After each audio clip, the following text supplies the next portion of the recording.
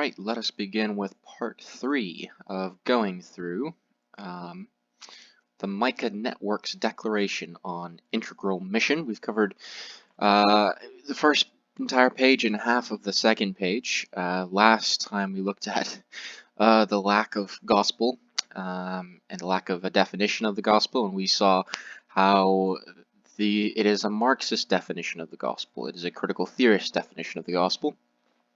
It is based on the poor and the rich. So in the cross, Christ reconciles the poor and the rich. What this paper doesn't say is by giving up power before the Roman government, but that's another thing that we can talk about from Tim Keller and others, and we can go through that another time. But basically, to summarize the gospel here, there's no, Christ died for our sins on the cross in this. It is the evil in the world is defined by inequality. Inequalities in the world are evil, inherently so. If you have more than another person, your role is to give what you have up for those other people, to share equitably around the world. That is justice. And so what you need to do is match justice with justification, worship with political action. You need to mesh the spiritual and the material. You need to have personal change and structural change, which is defined by social justice, which is, as we saw from Bodhivakkam, you can understand the difference between real justice and social justice by what they define as injustice. Injustice, according to biblical justice, is sin. It's sin against God and sin against neighbor. It's something you have to actively do. It's not a possession that you have. Whereas social justice is any inequality, whether it be between persons or more broadly cultures, which is a major thing that we're going to talk about today, as you can already see in the open tabs. Got one there on multiculturalism. It defines that as inherently evil. And furthermore, in multiculturalism, it says that all cultures are equal, and we're going to get into that. And so it's important to keep that in mind, that we confess that, and this is a quote here from this sentence, we confess that all too often we have failed to live a life worthy of this gospel, and this gospel is not the gospel of the Bible, it's the gospel mutilated into social justice, mumbo-jumbo, Marxism, critical theory junk. Okay, so that's a recap, and again, that last sentence there I think is important as we move in. Grace redefines justice not merely as honoring a contract, but helping the disadvantaged. So grace, it redefines justice as helping the disadvantaged. Very, very interesting definition. And again, if you missed it from last video, you can go and find that on my YouTube channel, and once I'm done with all these videos, I'll put them in a blog post of their own so that they're easy to find. Today, in this video, we're going to go through these 3 paragraphs /4. I don't really know why those are separate, but 4 or 3 paragraphs depending on how you understand it. And again, I'm going to read it. The second and third paragraphs are where I really want to get into stuff. I'm going to skip over a lot just because once you understand the main points I'm trying to get, you can read these things for yourselves. You can read this for yourself and be like, oh yeah, I can see these points. That's my hope. It's impossible to respond to everything out there that has to do with critical theory. But what I hope to do is to share with you and learn with you about how to spot these things, how to spot when there's a gospel that, oh, it sounds like this is a good Christian, faithfully biblical understanding about how Christians are to interact with the rest of the world and with others and with neighbors and all this. But when you really start to think about it and pause and kind of go through every sentence, you realize, well, the actual gospel is missing rather entirely, and something else is in its place. And so we need to understand both what the true gospel is, what the other thing that's in its place is, and then how to, with the Bible, with the true gospel, how to counter what has been put in its place, which, i.e., just spoilers, is critical theory. in all of its forms, whether it be CRT, critical gender theory, all of these other things, in some cases, Christian nationalism. And yes, that deserves a podcast of its own, but some of the biggest Christian nationalists, you'll find this, they don't repudiate social critical theories. They actually say, yes, they're useful, and we use them. So be warned that this is not just a politically left thing or culturally left thing. This is on the quote-unquote right as well. And you can hold to traditionally conservative views and yet be a critical theorist. So just a heads up there. I might make a post or two about that in the future, but I have a lot of things that I want to get to and seemingly not enough time to do it. And more valuable things. Well, not more valuable, just more practical to where I am now.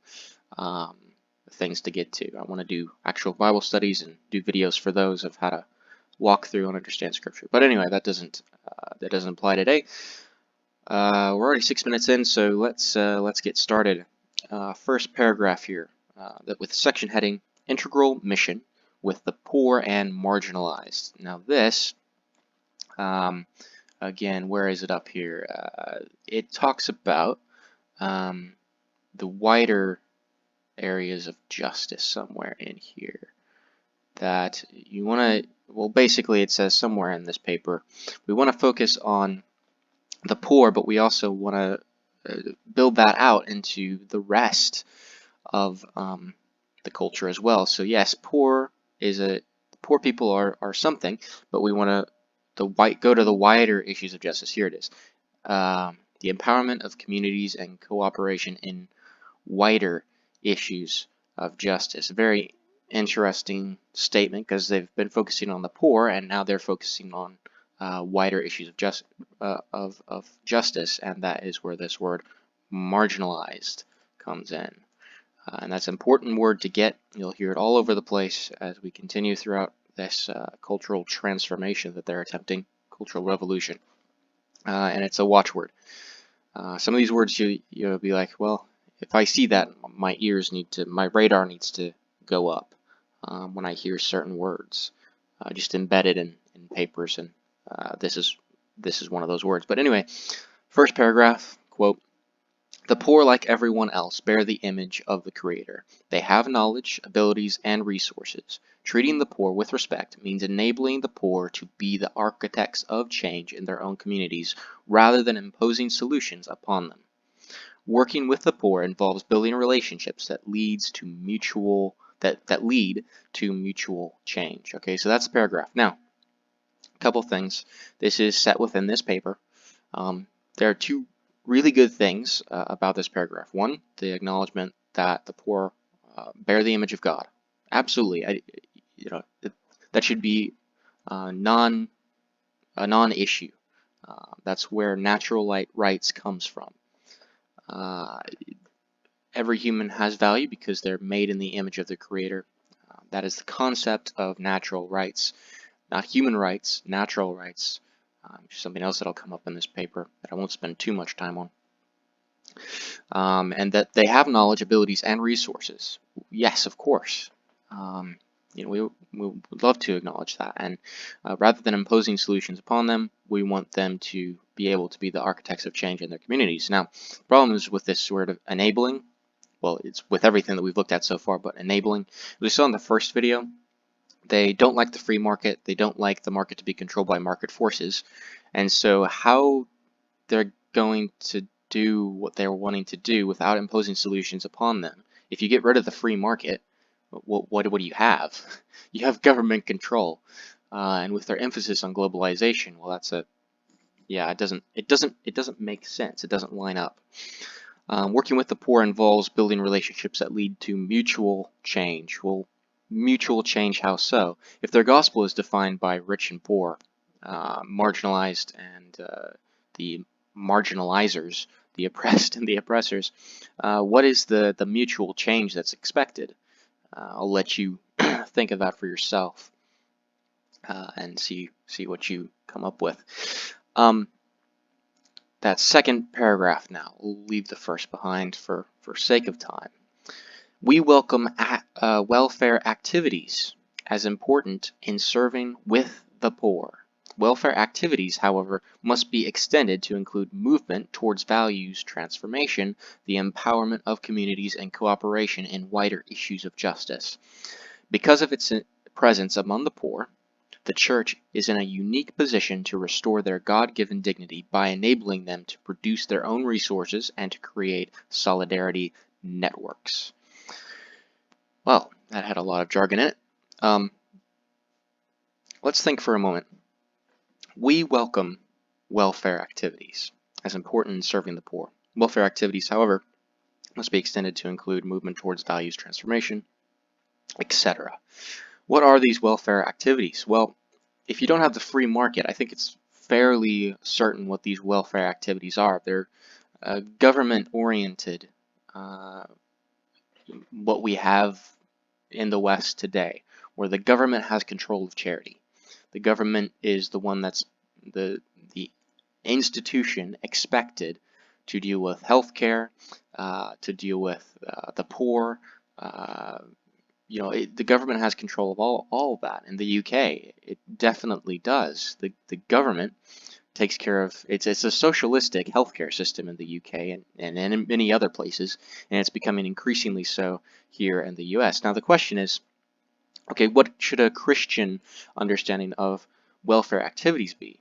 Now in my paper called Biblical Economics, you can find it on my blog, standingbeforegodblog.wordpress.com.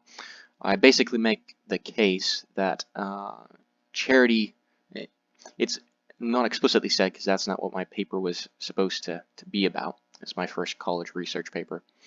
But that charity shouldn't be in the hands of the government. It should be in the hands of the church, in the hands of individual people. Biblically speaking, that's how society should be structured. So if you want more on that, you can go there. But we're going to go through a couple different things here, and I'm going to go to the first one.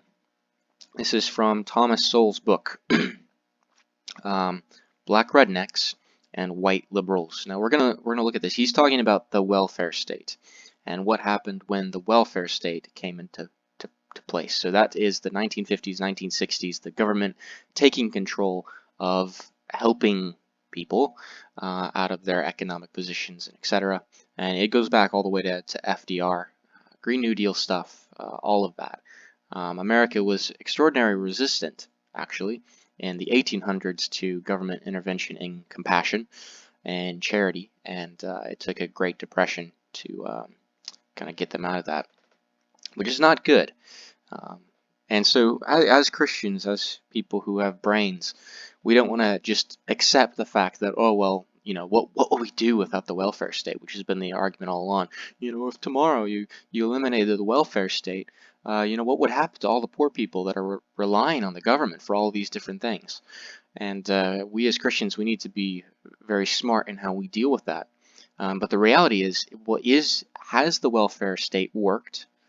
And is the welfare state working? And could we put something in its place? And the argument by the left and the governmental type peoples, the supremacy of the state type people over compassion and charity, is, well, we don't even need to look at the evidence, because obviously if we stopped it today, the damage would be too great. We couldn't risk it. And so the conversation isn't even being had, which is a travesty. And we as Christians and conservatives, we really, really, really need to think about this and to think about how we talk about it. So I'm just going to give you 2 pages here, 2 paragraphs, and I'm going to read them and maybe comment on them. But just think, if the welfare state, has it worked? All right. Quote from Thomas Sowell, Black Rednecks and White Liberals, page 34 to 35. Nowhere was the effect of the white liberalism of the 1960s on the social evolution of black culture more devastating than in the disintegration of the black family. The raw facts are these. As of 1960, 51% of black females between the ages of 15 and 44 were married and living with their husbands. Another 20% were divorced, widowed, or separated, and only 28% had never been married. 20 years later, Only 31% of black women in these age brackets were married and living with their husbands, while 48% had never married. By 1994, an absolute majority, 56% of black women in these age brackets were never married, and only 25% were married and living with their husbands. Accordingly, while 2/3 of black children were living with both parents in 1960, only 1/3 by 1944. Let me read that again. While 2/3 of black children were living with both parents in 1960, only 1/3 were by 1994. While only 22% of black children were born to unmarried women in 1960, 70% were by 1994. Again, let me repeat that. That's a huge difference. That's a 50% difference. While only 22% of black children were born to unmarried women in 1960, 70% were by 1944. Okay, so that's the introduction of the welfare state. That welfare state came in 1960s and took over everything. And you, of course, you have the sexual revolution, 1960s. You have a bunch of other things, but it coincides with the civil rights movement and the welfare state. Milton Friedman, in his series that we looked at in the first video, also talks about this. It's there are 10 consecutive movies, all about an hour long. Really, really good stuff. If you can find those and watch those, Milton Friedman, Free to Choose. He also wrote a book by the same title in which he talks about many of these things. But the first movie in that series is absolute gold. I'd encourage anybody to watch that, because he goes through this and he's like, what changed? Because this is not good. So what changed? What happened? What has been the result? And how do we get here? Okay, second paragraph. White liberals, instead of comparing what has happened to the black family since the liberal welfare state policies of the 1960s were put into practice, compare black families to white families and conclude that the higher rates of broken homes and unwed motherhood among blacks are due to a legacy of slavery. But why the large-scale disintegration of the black family should have begun 100 years after slavery is left unexplained. Whatever the situation of the black family relative to the white family in the past or in the present, it is clear that broken homes were far more common among blacks at the end of the 20th century than they were in the middle of that century or the beginning of that century. Even though blacks at the beginning of the 20th century were just one generation out of slavery, the widespread and casual abandonment of their children and of the women who bore them by black fathers in the ghettos of the late 20th century was in fact a painfully ironic contrast with what happened in the immediate aftermath of slavery 100 years earlier, when observers in the South reported desperate efforts of freed blacks to find their family members who had been separated from them during the era of slavery. A contemporary journalist reported meeting a black man walking along the roads of Virginia and North Carolina, many of whom had walked across the state, or across more than one state, looking for their families.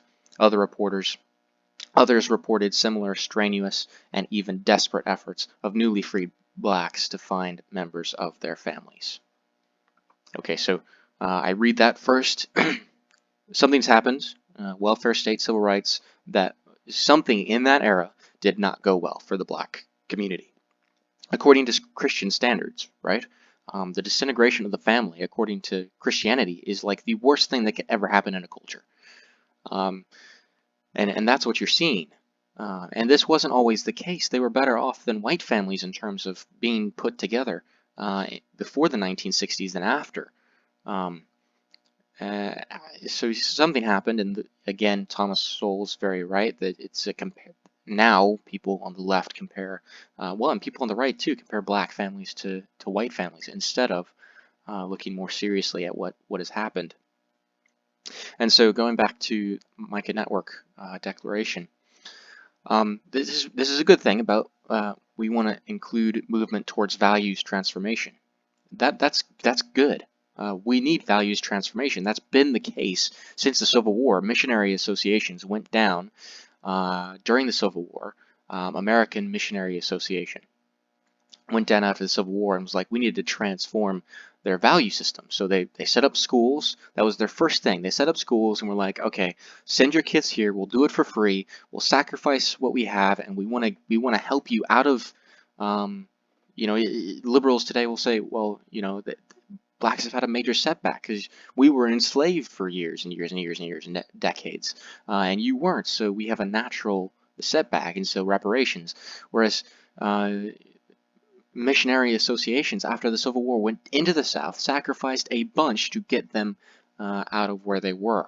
And so, you have efforts like that, but I doubt that this paper, this declaration, is advocating for the same thing.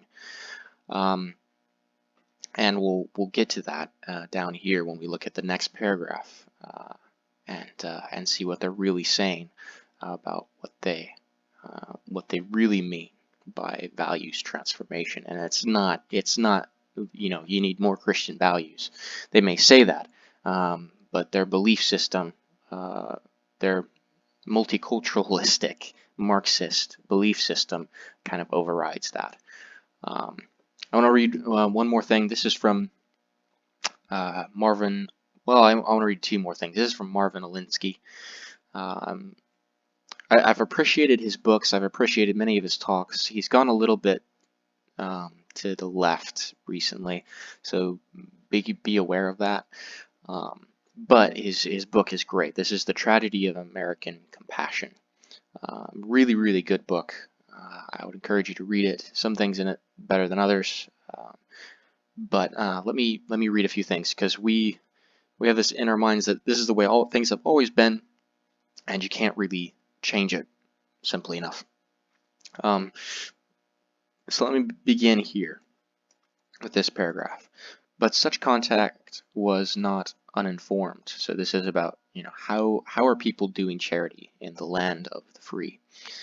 Volunteers, typically middle-class church members, were helped in their tasks by the careful categorization that charities required upon initial contact with applicants. Right? So charities, they're looking to help people, but they're not just going to help anybody. They want to understand, okay, how are you in this situation? Do you want to get out of this situation? Do you not want to get out of this situation? What is your ability to be your own person and to pull yourself up as well? We want to help you, but we don't want to just cudgel you. We don't want to just not treat you with the respect you deserve as somebody who has their own. Well, how did the Micah network give it? That they have knowledge, abilities, and resources of their own, and that's how they wanted to treat them. So charities did not treat everyone equally, and since they were private, they did not have to. Instead, charity organization societies considered worthy of relief only those who were poor through no fault of their own and unable to change their situation quickly. In this category were orphans, the aged, the incurably ill, children with one parent unable to support them, and adults suffering from temporary illness or accident. Volunteers who were tender-hearted but not particularly forceful served as helpers to the helpless. Other applicants for aid were placed in different categories and received different treatment. Jobless adults who showed themselves able to and willing to work, or part-time workers able and willing to do no more, were sent to employment bureaus and classified as needing work rather than relief. Help in finding work also was offered to the improvident and intemperate, who were not hopelessly so. But the shiftless and intemperate who were unwilling to work were categorized as unworthy, not entitled to relief. In this group were those who prefer to live in alms, sitting by the roadside begging for money. Those are alms, so they preferred to live on alms. Those with confined intemperance, and the vicious, who seem permanently so. Volunteers who agreed to visit such individuals had to be of hardy stock and often of rough experience. The best were often ex-alcoholics or ex-convicts. Next paragraph. How would agencies know the categories into which applicants fell? Background checks helped, but work tests were the key self-sorting device, and one that also allowed dispensing aid while retaining dignity. By 1890, how do you pronounce that? Guillotine's recommendations were acceptable through the United States. Okay, so can't pronounce that. I've only read it, so with my dyslexia, it doesn't make reading these names helpful. But anyway, so his recommendations this organization's recommendations were accepted throughout the United States. And here are those recommendations. When an able-bodied man in almost any city asked an agency for relief, he often was asked to chop wood for 2 hours or to whitewash a building. A needy woman generally was given a seat at the sewing room, often near a child care room, and asked to work on garments that would be donated to helpless, poor, or sent through Red Cross to families suffering from effects of hurricanes or tornadoes. In 1890, wood yards next to homeless shelters were as common as liquor stores were in 1990. Let me read that one more time. In 1890, wood yards next to homeless shelters were as common as liquor stores were in 1990. Something big changed. I wonder what. And the impact was far more exhilarating. Charity managers could see whether applicants were willing to work, and the applicants could earn their keep. The work test, along with teaching good habits and keeping away those who did not really need help, also enabled charities to teach the lesson that those who were being helped could help others. Okay, so that's Marvin Olinsky, and basically laying out from history what we used to do as Americans. We used to have a biblical model of how to help people and how to do charity, which was private, which followed Paul's instruction, particularly in Paul's instruction in the New Testament about enrolling widows and, if somebody was unwilling to work, don't let them eat, that kind of thing. And again, I've covered that in my essay, Biblical Economics. You can read that on my blog, Standing Before God, blog.wordpress.com. Biblical Economics. So one more thing I want to read from here. This is probably the best article I've ever come across. John W. Robbins. He's a Christian. He's very I don't want to say scholastic in his approach. He's just very academic in his approach, and that can be kind of draining sometimes. But his stuff on economics and healthcare and the way history and society we understand it as Christians it's amazing. And so this is for the Trinity Review, the Ethics and Economics of Healthcare. I believe this is from 2009. So the Ethics and Economics of Healthcare. This is probably one of the best essays I've ever read on it. So he starts out by going through the Samaritan story that Jesus tells, and he goes through and he gets down here to this section, and this is where it gets into the welfare state, dictators and national health care.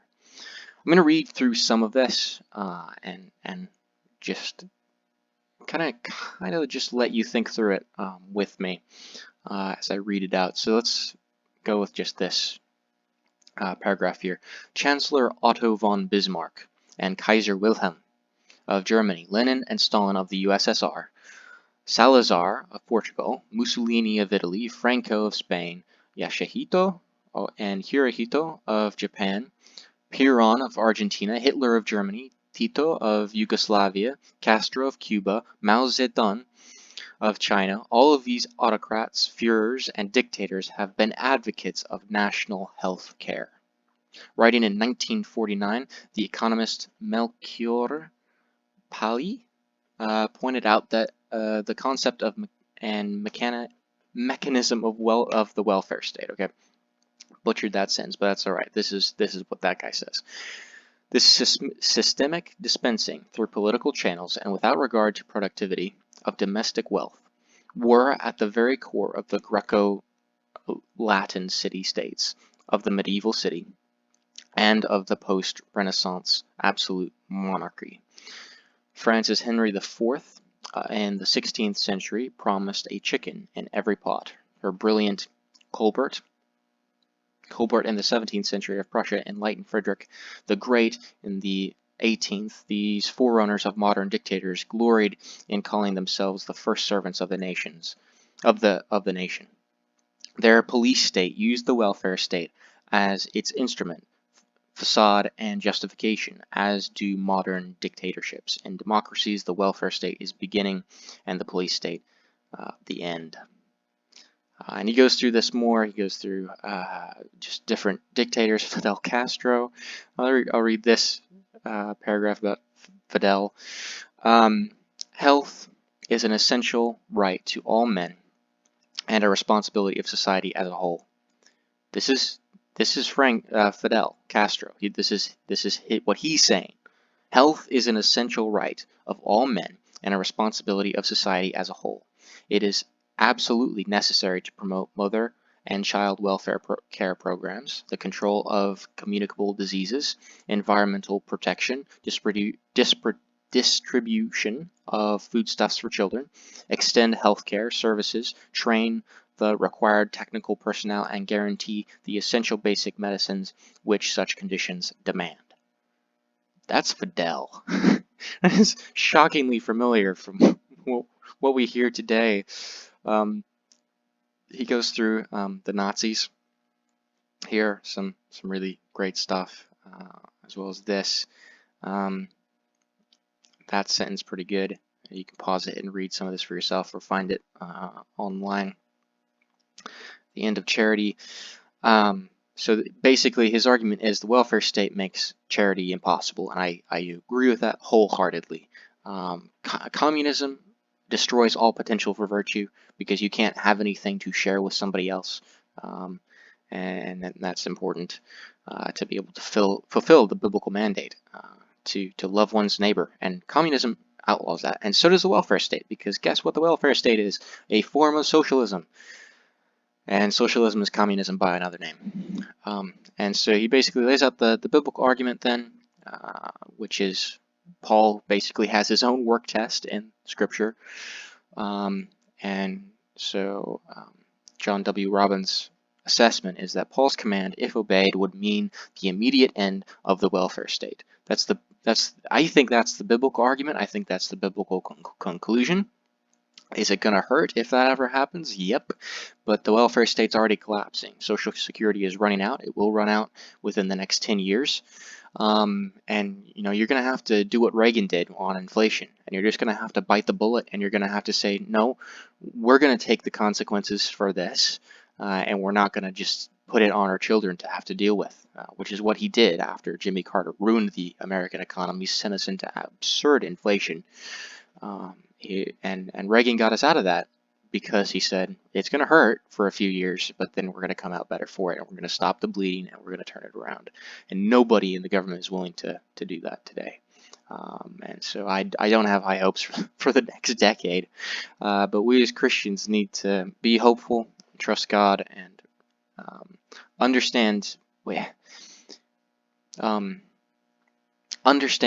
what the Bible says on these issues in all areas of life, proclaim the gospel well, and also have our heads screwed on right.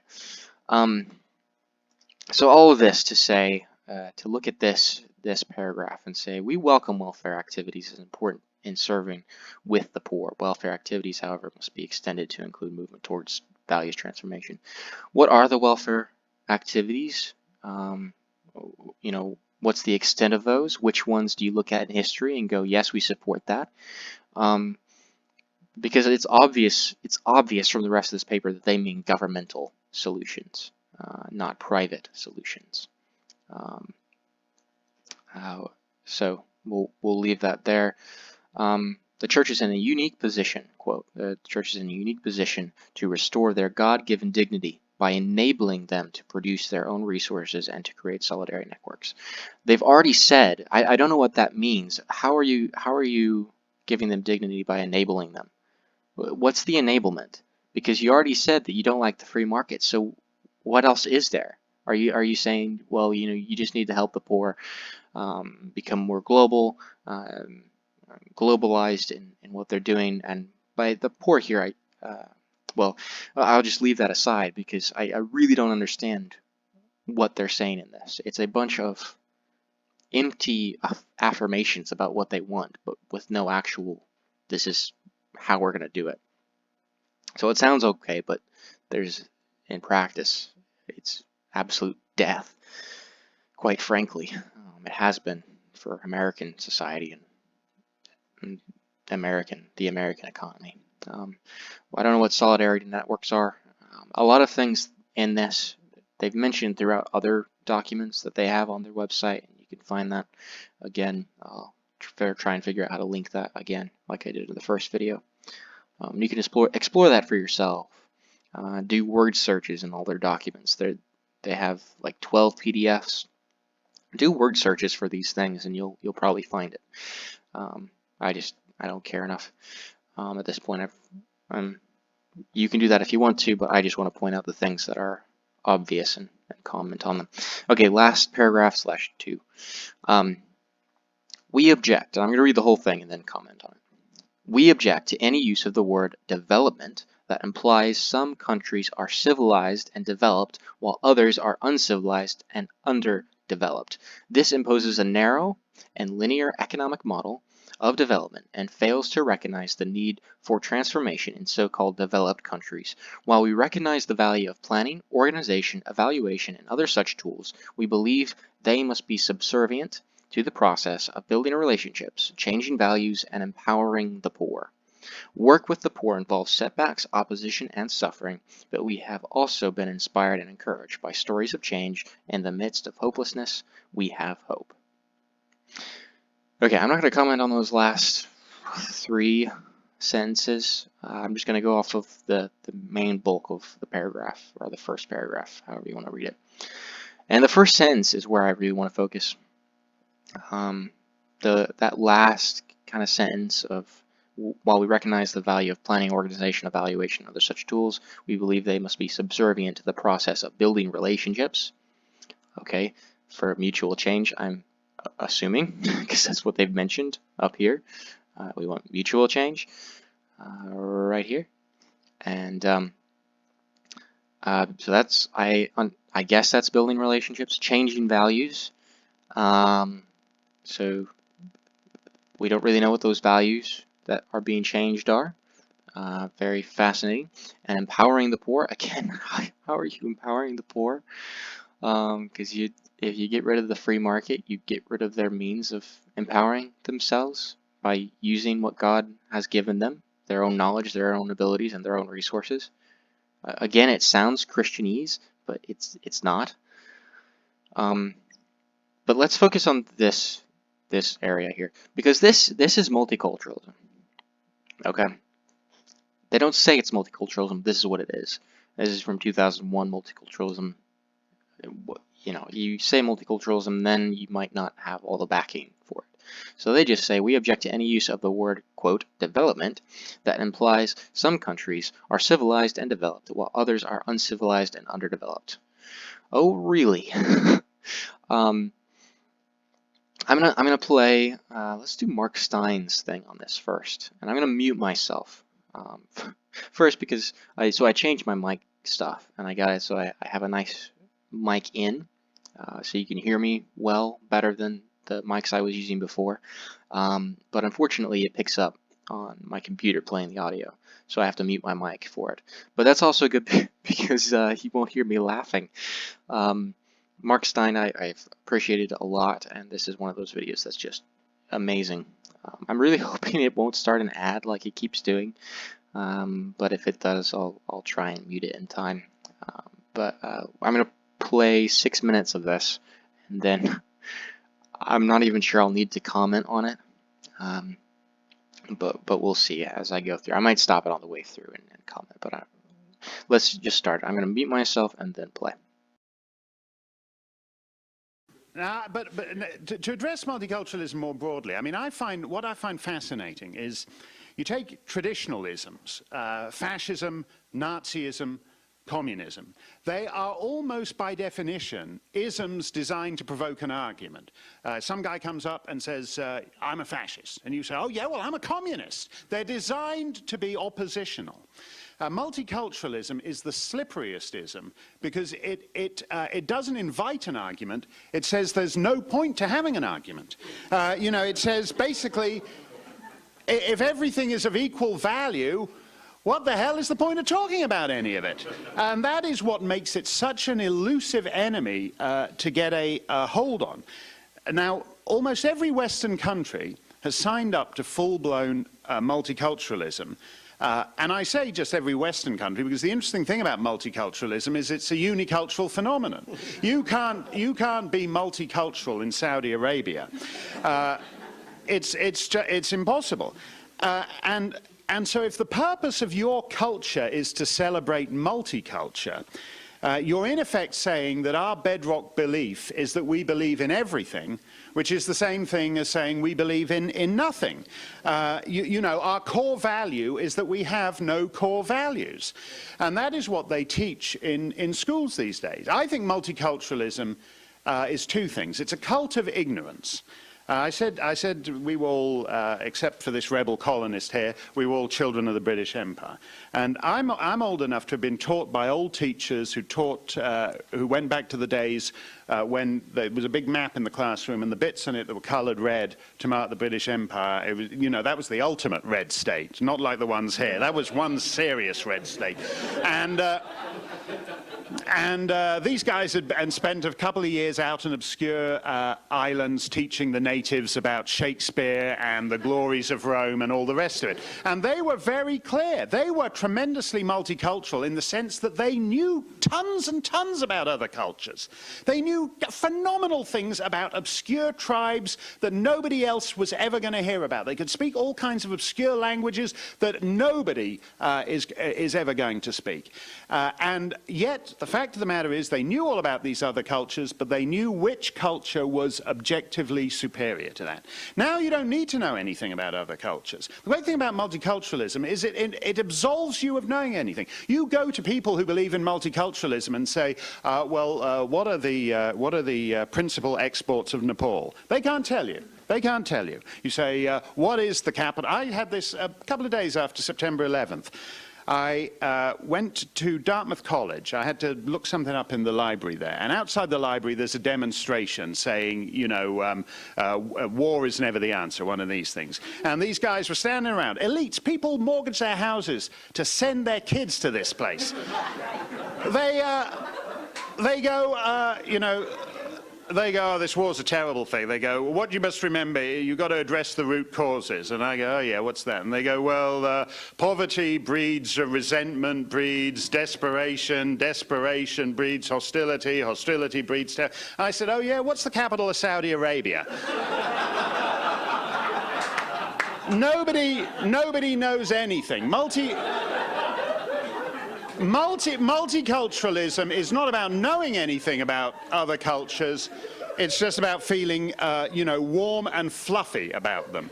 And I'm sure Douglas, I'm sure every member on this panel has had this experience. You go on, you're giving some speech somewhere, you're on some radio show, somebody calls in, and they say, well, I think you're being, I had this experience on NPR the other day. Somebody called up and goes, well, I think you're being very hierarchical. I never even knew that was a pejorative word. And this guy, I said, well, what do you mean? He said, well, you've just said most Muslim countries aren't free. And I said, look, that is a fact. I said, if you take, for example, countries that just have 20% of the population's Muslim, only 3 of them qualify as free. Serbia and Montenegro, Benin and Suriname, and it will be interesting to see whether France will prosper as a 4th member of that group.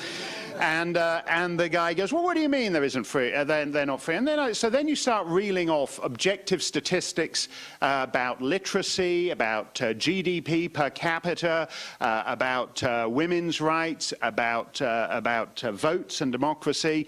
These are facts, what we used to call before the multicultural age, facts. So you reel off 5 facts, and the guy goes, "Oh yeah, well that's just your opinion." I mean, Robert Frost famously said of free verse that it was like playing tennis with the net down, and the trouble with you can't discussing cultural relativism with cultural relativists is like playing tennis with some guy who says your ace is just a social construct. You can't, so that is why it is really the most elusive thing that we have to deal with in our society. It's all but impossible, simply because it's a denial of reality.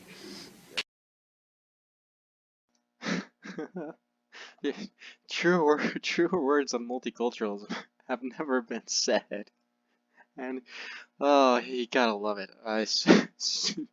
So back to the Declaration on Integral Mission.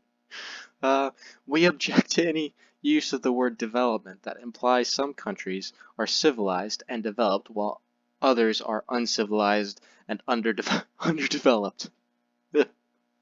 So basically, they know nothing about any other culture. Is basically what they've just said, and they have no objective qualification from the Bible apparently for saying that one culture is better than the other. And this is what I mean when I say that these people, critical theory takes over. These people claim to be Christian. They even have some Christian thoughts and ideas, but critical theory comes in, and it's like the Blob in that old movie. You know, it takes it over and it eats it, and then it's something completely different. It's part of the critical theory junk, evil, and that's it. You know, it's not the Blob. That is critical theory, and this is part of that. You know, in Christianity, you had a place to say, you know, the Aztecs were wrong for killing, you know, all the people that they did, and for the people who sacrificed to idols were wrong when they put their babies in the molten hands of Moloch, and that was wrong, and that was evil. That's what Christianity used to say. I don't know when that changed. I don't know when the God of the Old Testament, who said, "I'm driving the nations out before you, not because they're more evil than you, but because I chose you and they're evil." You know, like, read Deuteronomy, you morons. But if multiculturalism, the enemy of Western civilization founded on Christian values and beliefs. Multiculturalism is the last nail in the coffin of Western civilization, and you're about to see that. And it's ramped up. You know, I don't know, 3 million people, 4 million people, 5 million people crossed the border since Biden's been in office. I don't know how many it is. There's 22 million people in the United States. We don't even know who they are. And there's no inclination that they'll learn our language, that they'll be integrated into our culture, and in fact, the opposite is the case, where it's expected that you're just gonna, you know, bow the knee to the cultures that they're coming from, the cultures that they're bringing, and that America is going to transform because America is the big bad hegemonic power in the world who's been oppressing everybody else, yeah, that's where we're at, folks. And it's documents like this that got us here. Again, this is September 27th, 2001. Who said that the Twin Towers were symbols of the Western sin of economic and military power, and that's why this is a symbolic sign of God's judgment that's meant to lead us to repent of our economic and military power as America, and to build twin towers of justice and peace in the world. And that's how they interpreted the terrorist attacks on 9/11. Most disgusting thing I've ever heard about September 9th, 2001,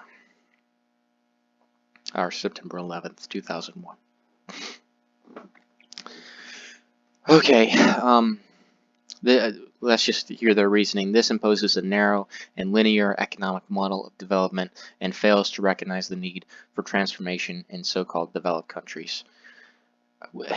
Again, they're mixing things. It's like, well, are you talking about economic model of development, or are you talking about morals? Because, America is the most prosperous, most generous nation that ever existed on the face of the earth. So are you saying that, America needs to develop economically, and it needs to learn from the poor countries how to develop economically? I don't think that's what they mean. I think it means something else. I'll leave you to think about that for a second. And then if it's purely economic, their model for how to judge cultures, a linear model, or an economy should progress this way. Well, you have to invent the wheel first before you can grow your culture.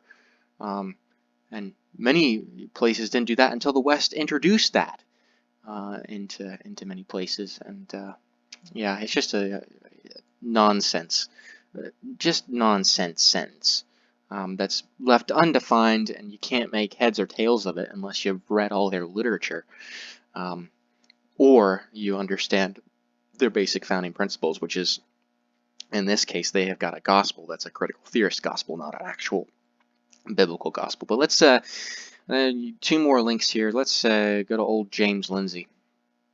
We're going to start at this. So he's going to talk about a little bit about multiculturalism and its Marxist leanings. This is from a video called Critical Education: What is Culturally Relevant Pedagogy? So teaching, practice, whatever you want to do that. So basically he's making the argument that multiculturalism today is something that's Marxist and is getting in a lot of Marxist values and principles. So I'm going to play this until the end of the video, a minute and a half, 2 minutes, something like that. And I'll just let it play and then comment on it. So yes, culturally responsive or relevant, doesn't matter which one. Also culturally sustaining teaching.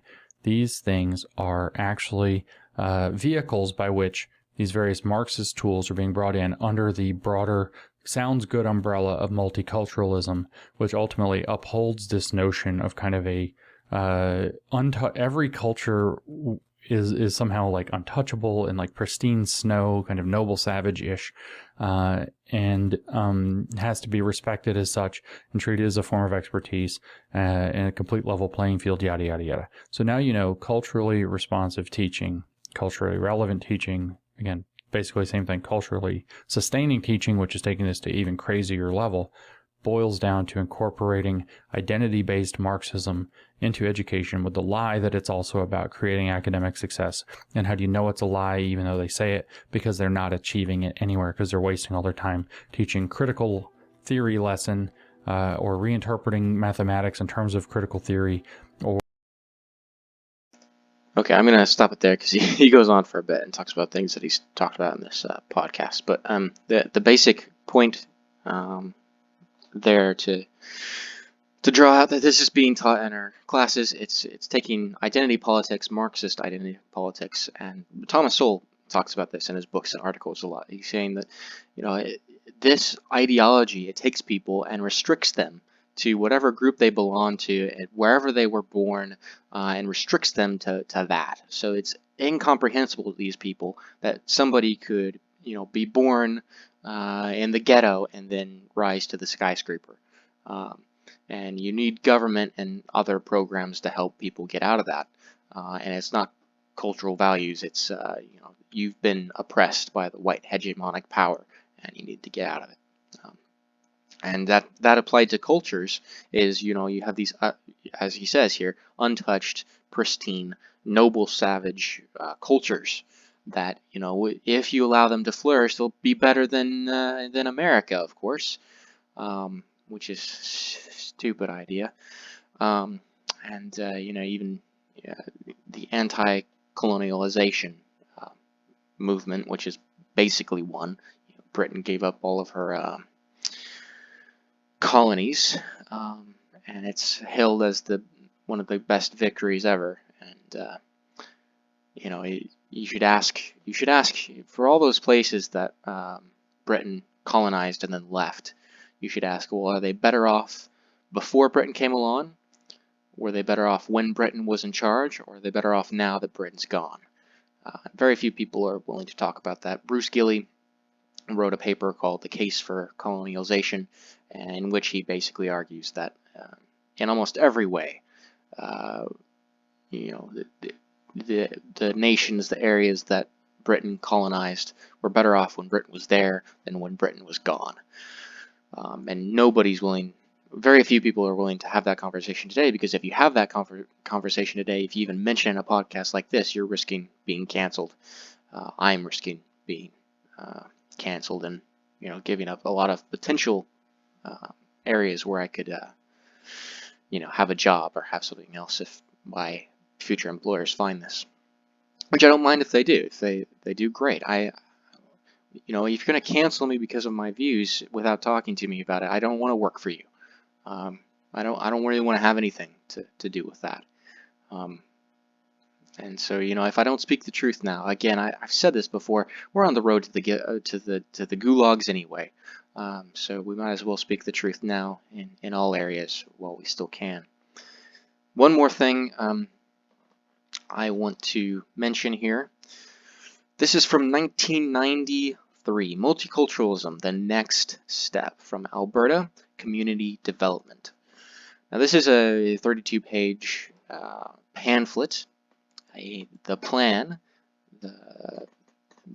what they envisioned in 1993 for Canada's, I'll say Canadians, multicultural reform.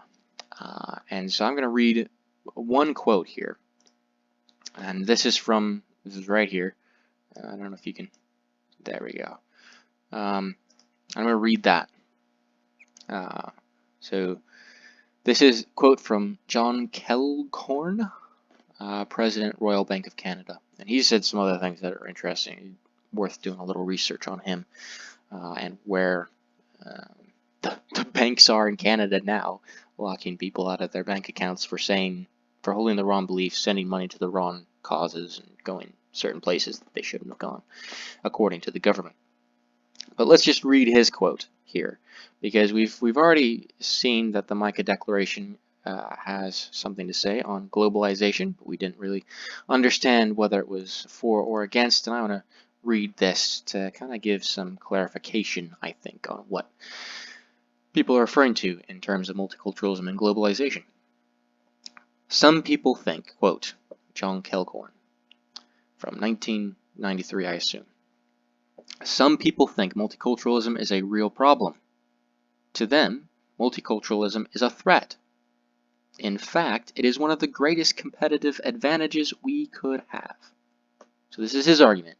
In fact, it is one of the greatest competitive advantages that we could have. Multiculturalism. This is a bank guy, president of Royal Bank of Canada. Quite simply, multiculturalism is the internal globalization of Canada. Multiculturalism is another word for globalization. Okay, let's continue, quote. And it will be one of the key factors contributing to our ability, to our sense of confidence that we can succeed in the global economy of the future. Global economy, global economic, what was that called? I heard that before. Global Economic Forum, that's it. World Economic Forum, of course. How could I be so silly? The globalization of nations, globalization of Canada. And again, Mark Stein's words apply. If you believe in everything, you don't believe in anything. You don't believe in anything distinctive that makes you a nation, and you're giving up everything. And that is what Trudeau is doing to Canada, and that is what his father did to Canada, and that is what plans like this from the Alberta Community Development people in 1993 paved the way for. This has been in the works, it has been part of the plan, and now we're suffering for it. This did not happen overnight, it happened over a long period, and we're in it, folks. And if you don't see this, you're not going to be able to respond to it, and you're not going to be willing to respond to it because you won't see how serious it is. And that's That's one of the reasons why I'm doing these podcasts and hoping that they're helpful to you, because we need to understand this. We really, really, really do, because we're in it now. And whatever happens here on in, our children, our great-grandchildren are going to suffer for it. I really, really, truly believe that we are very close to stepping into that world, that age in which Ronald Reagan described as stepping into 1,000 years of darkness, made more sinister by the light of new technology. We are very, very close, and it's worse than Ronald Reagan, Winston Churchill, or any of those oldies could have suspected, and we have to deal with it. And there are people like me who are new on the scene, relatively speaking, and we're trying to play catch up while helping others as well. And this is the reality that we live in. So God is still in control. He is sovereign over all the earth. Earth is my footstool, says the Lord, and heaven is my throne. He controls everything. The boundaries of where people live, and how bad the world gets. He is sovereignly in control of that, and he knows exactly, the Father knows exactly when the Son will return and set things right. Begin the judgment and call his saints back home. And that is the Christian hope. It is a hope outside of this world. Hope with God, and with hope upwards, not outwards. All right, I'm going to leave you with that today. I hope this has been helpful, and we'll see you in the next post or video. I won't see you. I don't know why YouTubers say that. Well, I'll see you in the next video. They never see you. Yeah, I hope this is helpful. And if I know you, then I know you, and I'll see you some other time. But feel free to contact me, as always. Give me feedback, whatever you would like. Thanks again. Bye.